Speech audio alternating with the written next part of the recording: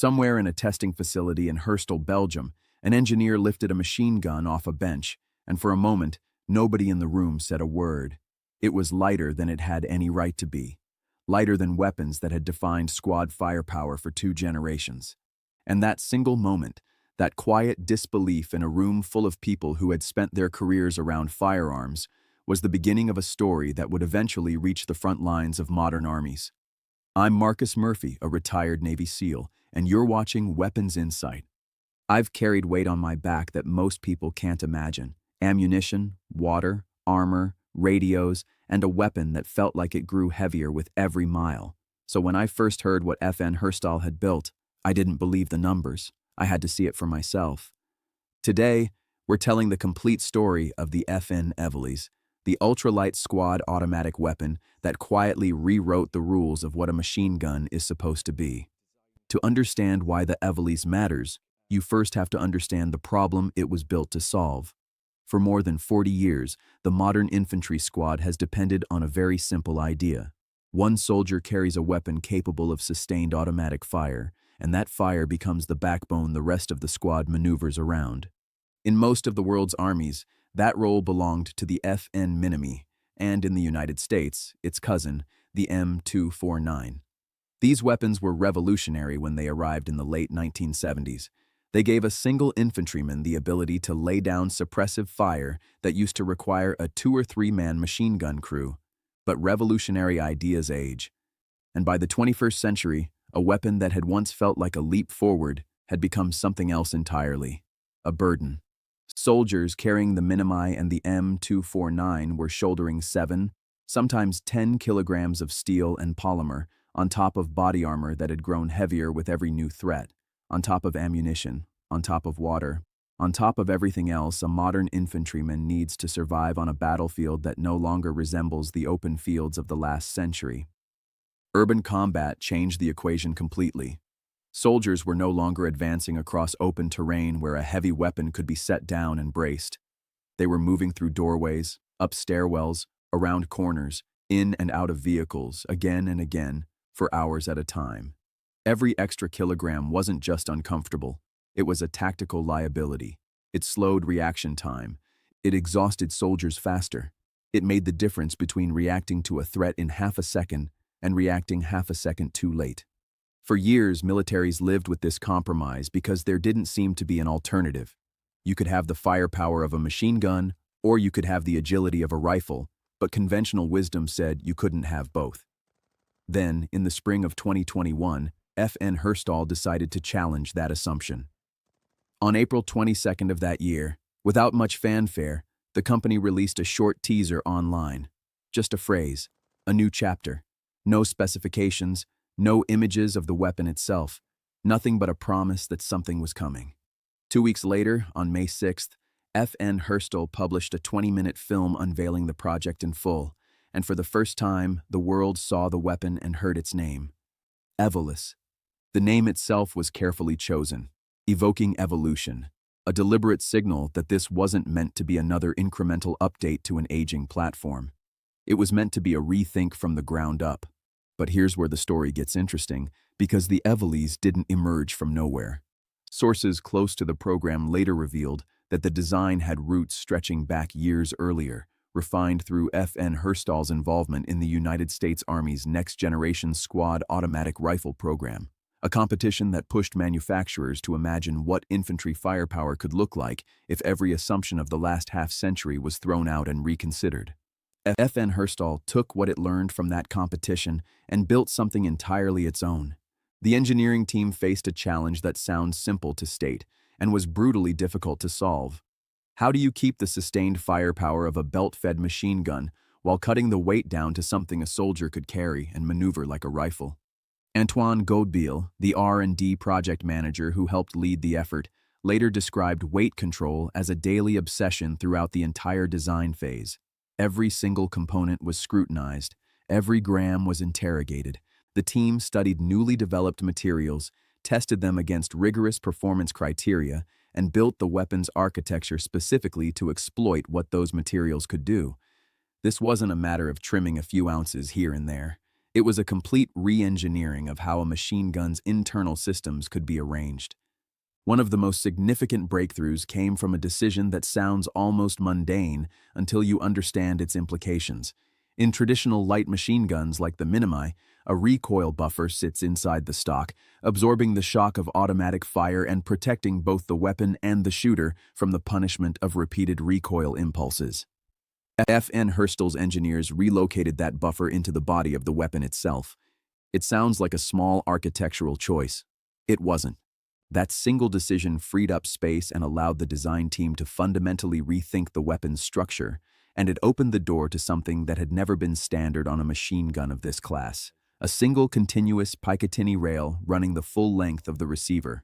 For the first time, soldiers could mount day optics and night vision systems together, in line, without having to remove one to make room for the other in the middle of an operation. The result of all this engineering discipline was staggering when the final numbers were revealed. The 5.56mm version of the Evolys weighed in at roughly 5.5 kilograms. The 7.62mm version, chambered for the more powerful round typically reserved for genuine machine guns, came in at around 6.2 kilograms. To put that in perspective, that's approximately 30% lighter than the comparable Minimi variants that had served as the standard for 4 decades. For an infantryman already carrying the accumulated weight of modern warfare, that reduction wasn't a marginal improvement. It was the difference between a weapon that dragged at the end of a long patrol and one that moved with the soldier instead of against him. But weight was only part of the story. FN Evolys understood that a lighter weapon meant nothing if it sacrificed reliability or control, so the design team built in a series of features meant to make the Evolys faster and more intuitive to operate under stress. The weapon incorporated what the company called a patented lateral feed mechanism, a system that allowed ammunition belts to be loaded from the side rather than from directly above, in a way engineered to work smoothly for left-handed and right-handed operators alike. Every control on the weapon, every lever, every catch, was positioned to be reached instinctively, without forcing a soldier to break his sight picture or shift his firing position to reload or clear a malfunction. Even the last ammunition link, the final connector at the end of a spent belt, was designed to eject automatically, a small detail, but one that mattered enormously in the middle of a firefight when every second and every fumbled motion carries consequences. The weapon's internal mechanism relied on a gas-operated short-stroke piston system, firing from an open bolt, a proven and combat-tested approach to automatic weapons design, but implemented here inside a frame built specifically to feel less like a machine gun and more like an extension of the rifle a soldier already carried. That was, in many ways, the entire philosophy behind the Evolys. It wasn't trying to be a smaller version of an old machine gun. It was trying to erase the line between rifle and machine gun altogether, giving one soldier the ergonomics and balance of an assault rifle, while handing him the sustained belt-fed firepower that used to require an entirely different category of equipment and an entirely different mindset to carry. FN Evolys made its intentions clear from the beginning. This wasn't a weapon designed around the open battlefields of the 20th century. It was designed around the realities that modern soldiers actually face: close urban environments, confined spaces, rapid movement between cover, situations where a single rifleman needs to generate the firepower of a squad without being weighed down by the equipment that firepower traditionally demanded. The Evolys was engineered to enhance what a single soldier could bring to a fight, rather than depending entirely on the collective base of fire that a whole squad once needed to generate together. After the digital unveiling in May of 2021, the weapon made its first public physical appearance later that year, presented at the DSEI International Trade Show in London that September, and shown to special operations communities at the SOFINS exhibition as well. The reaction from military observers and industry analysts was immediate. Many had spent years watching the Minimi platform continue in service well past the point where its limitations had become obvious, and here, finally, was something that looked like a genuine answer to problems that had persisted since the 1980s. Pre-production units began undergoing functional and firing tests almost immediately, and FN Evolys pushed toward full production the following year. But an innovative weapon unveiled at a trade show is not the same thing as a weapon trusted on a battlefield, and that gap, The distance between promise and proof is where every new firearm design faces its real test. Militaries do not adopt new equipment quickly, and for good reason. Soldiers' lives depend on reliability that can only be earned through years of evaluation, testing, and hard-won trust. The Evolys spent years in that proving ground, refined through iterative testing, evaluated against the exacting standards that European and international defense procurement demands. Then, years after that first unveiling, the moment arrived that every new weapons program dreams of, and few actually reach. The Evolys entered active service. France and Belgium, two nations with deep institutional experience running the Minimi platform for over 4 decades, began fielding the Evolys within their own forces, a validation that carried enormous weight in an industry where skepticism runs deep and old platforms rarely get displaced easily. It was a signal to the rest of the world's militaries that this wasn't simply an engineering exercise. It was a weapon capable of standing up to the demands of real service. And the story didn't stop there. France placed a substantial order for the Evolys, even as it continued procuring the latest Minimi Mark III variant alongside it, a decision that revealed something important about how modern militaries think about transition. Rather than abandoning a proven platform overnight, France chose to expand its capability on 2 tracks simultaneously, keeping a battle-tested design in production while scaling up the newer, lighter weapon that represented the future. It was a pragmatic hedge, and it spoke to just how seriously military planners were beginning to take the Evolys as more than a novelty. Word spread quickly through defense circles.